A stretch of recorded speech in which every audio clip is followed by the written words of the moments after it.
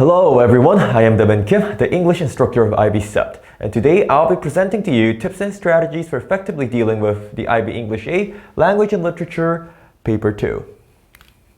So the Paper 2 is the literary external assessment component of the IB English A Language and Literature course. It consists of 4 guiding questions of a general nature, and students are expected to answer 1 guided question using 2 literary works. And students must compare and contrast their 2 chosen literary works in the process of answering the question.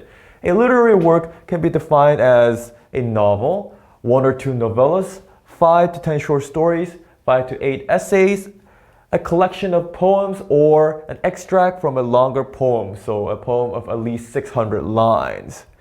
So this is what you want to know as a guideline for what constitutes as a literary text. There are some other points highlighted here that we would like to cover. So it's written under exam conditions without access to the studied works. So students are expected to know their works in advance, and they're expected to make detailed reference but are not expected to memorize exact quotes. More on that a bit later. First, let's look at the weighting of the Paper 2 in your IB final grades. At SL, the Paper 2 is worth 35% of your final grade, just like the Paper 1, which means for SL students preparing for their final exams, it would actually make more sense to focus on the Paper 2 than the Paper 1, since unlike the Paper 1, the Paper 2 is an exam which you can prepare for in advance. HL Paper 2 is worth 25%, so significantly less than the Paper 1. So for HL students preparing for their final exams, it would make more sense practicing Paper 1 just a bit more than the Paper 2. So, some things to keep in mind in regards to the Paper 2. First, as we said earlier, the exam is not open book. You cannot access your literary works during the exam. This, I consider, is actually a blessing in disguise, because if students rely on open book exams, they tend not to study their works more closely, and they come to the exam, and what happens is that they spend a lot of time actually finding quotes, actually finding details, and that takes up more time, and they end up writing lower quality responses than if they know the works like the backs of their hands. I mean, that is pretty much what you're supposed to do. Additionally, what I want to suggest is, although the IB course guide states that students are not expected to memorize exact quotations, it is helpful to memorize at least 5 important quotes. They do not have to be long, but they need to reflect a theme or scene that you consider important, crucial to the development of the literary work you have chosen. Also, students are expected to know in advance which 2 literary works they'll be using for the Paper 2. In other words, don't sit down in the exam hall and then decide which of the 4 or 6 literary works you have studied to use for the Paper 2. Just strategize. Know which works you want to study, which also means knowing what types of literary works are more suited for the Paper 2. For example, poetry or short story collections, they lend themselves better to the IO or the higher level essay if you're an HL student. Vice versa, novels and novellas and plays are generally considered more suitable for the Paper 2. So this is something you can keep in mind as you strategize your Paper 2 selection of works. Students are also expected to make detailed reference to their work. So on top of the 5 important quotations I had mentioned earlier, what this means is, in order to study and prepare for the Paper 2, you should create a study guide of the 2 literary works you have chosen. This will include a chapter-by-chapter summary, an overview of important themes, a list of characters, both primary and secondary characters. You also want to know the context of composition. Which year was the literary work published? Under what kind of social or cultural conditions or historical events influenced that work? You can also talk about, you want to make a list of larger authorial or stylistic choices in the work as well, because that is what you're going to have to continuously reference in your Paper 2 answer. Last thing you want to keep in mind as you prepare for the paper 2, you must always compare and contrast your works. This means finding meaningful thematic and technical similarities between your two works first, and then exploring their differences based on those similarities. This makes it easier for you. Always try to find their similarities first, then go into their differences based on that similarity. You can do this, well, you can practice for this by structuring out as many paper 2 responses as you can. It sounds pretty obvious, but there is frankly no other way around it. Paper 2 requires a lot of practice to get right. So, the criteria for the paper 2 comparative essay is, well, you'll notice that they are pretty much the same as the paper 1, but the weighting of each criterion is different. Criterion A and B are worth 10 points each. Criterion C and D, 5 points for a total of 30. And it's the same for both SL and HL. So let's look at what each criterion demands in more detail. So criterion A, knowledge, understanding, and interpretation. I mean, this is simply asking how well the students have understood and how well they know not just like the overall structure, but the details within their literary works. As we mentioned earlier, you're expected to make detailed reference. So stuff that you can read off start notes or lit charts. I mean, that will help you get a decent score, but if you want to get full marks for that, you want to go into these details, these often overlooked little details of the work that may have a significance in answering your guiding question. Criterion B, analysis and evaluation. Just like the paper 1, this measures how well you're using literary features, so textual features to support, to bolster your argument that you're trying to make for criterion A. So the difference with the paper 1 is, in paper 1 we're talking close reading, we're talking very detailed textual analysis. But for criterion B, the textual features they're expecting are broader authorial choices. For example, character arc, maybe the creation of situational irony or dramatic irony throughout the play. Maybe we're talking about characterization. Is the character round? Is the character flat? Do they have a character arc?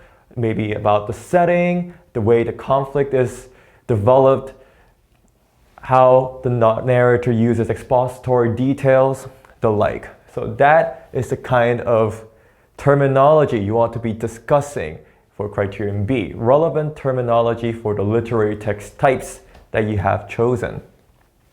Criterion C is focus and organization. Again, this is pretty much the same as paper 1, which means this measures, well, simply how well organized your ideas are, how well they flow, how well you use your transitionary phrases, and whether you circle back to the guiding question at the end of each paragraph so that your whole essay comes across as a coherent piece of writing. And cohesive piece of writing too.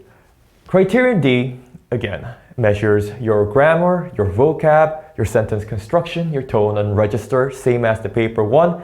For more detail on that, you can check out the video on paper 1 tips and strategies that we have on our channel. Let's go over timekeeping strategies for paper 2 now.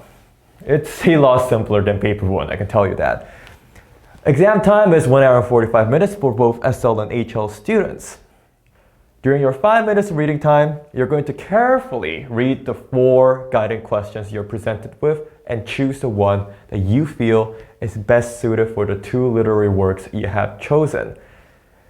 This is an important step. It can make or break your response. Just because they're all general nature questions does not mean that all 4 guiding questions are going to be well suited for discussing the literary works you have chosen. So be very careful in your selection. Once you go through that, you'll spend anywhere between 30 to 45 minutes planning.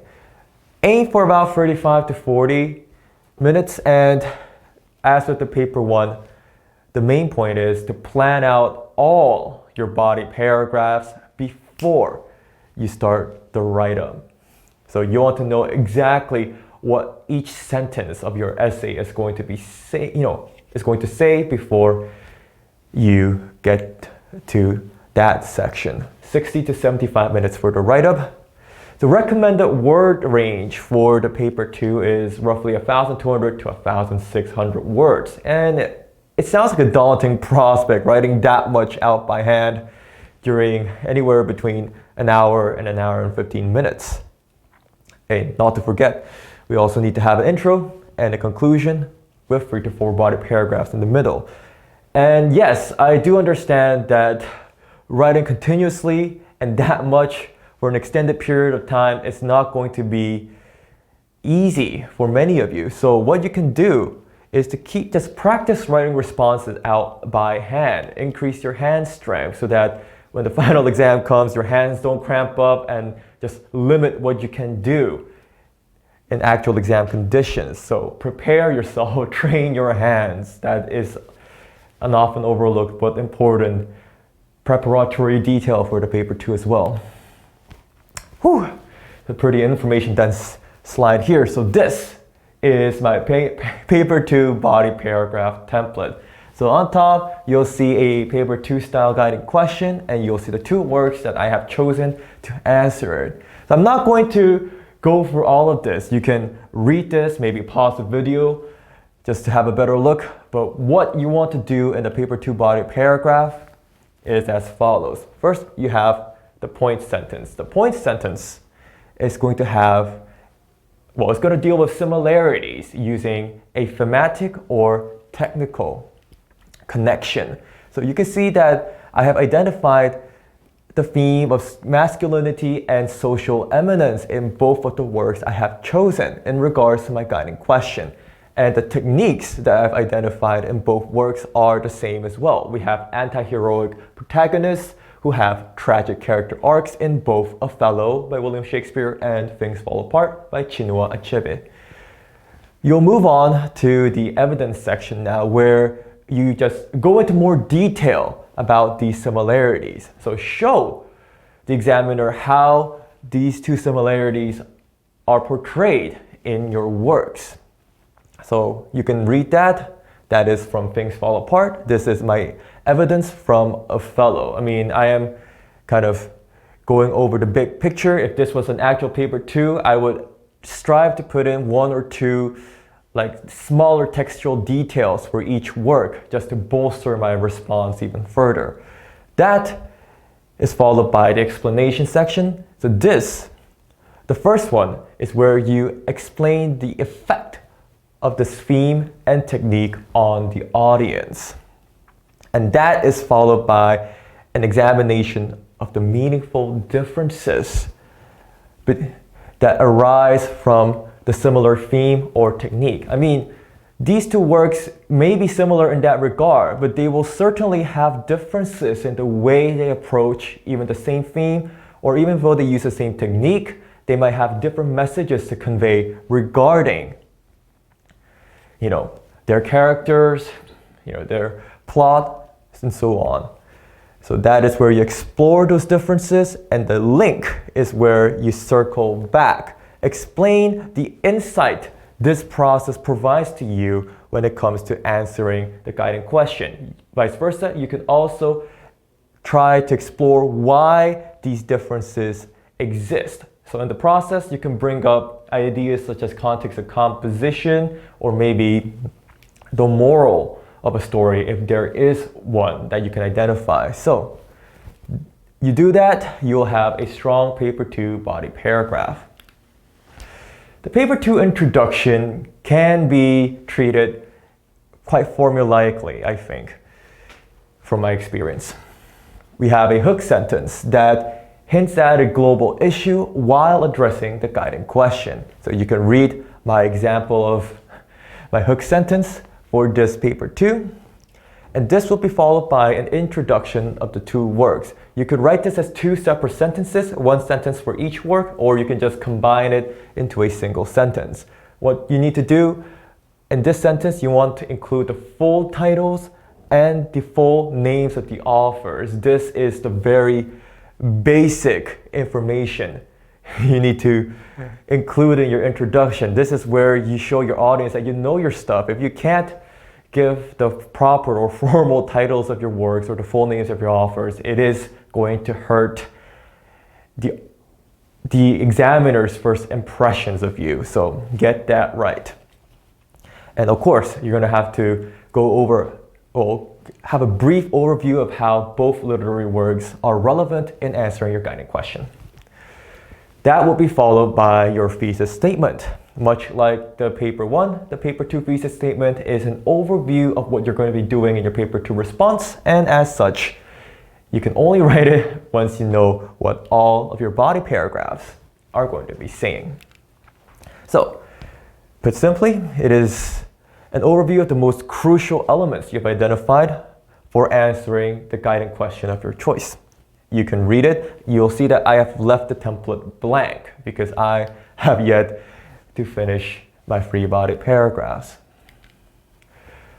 The paper 2 conclusion is not as formulaic as the introduction, and that means there's a lot more leeway, a lot more freedom as to what you can do in the conclusion. It might seem daunting as a result, but here are just some points you want to consider that will help you effectively wrap up your paper 2. First, you can talk about the context composition again. For example, how does the historical or biographical context in which a work was created influences it? And what are the implications of this influence in regards to your guiding question? Vice versa, you can also look at the context of interpretation. So this means you're examining yourself as a reader. How does your own experiences shape your understanding of the work? And vice versa, are there any more interpretations, any other viewpoints through which we could understand these works? Perhaps you can look at different schools of literary criticism in the process. Also, you can talk about stylistic devices. So in your thesis statement, you had a list of at least 3 to 4 really strong stylistic devices that were featured in both literary works. Here, you're now free to discuss their impact on the reader in greater detail. And what kind of significance do they have in regards to the guiding question? So just consider this an opportunity to go into discussions that you weren't able to do in your body paragraphs. So just no need to get it too long, but if you discuss maybe 2 out of these 3 points, I believe you'll have a strong enough conclusion to effectively wrap up your paper 2 response. So that wraps up today's video. Again, thank you for watching.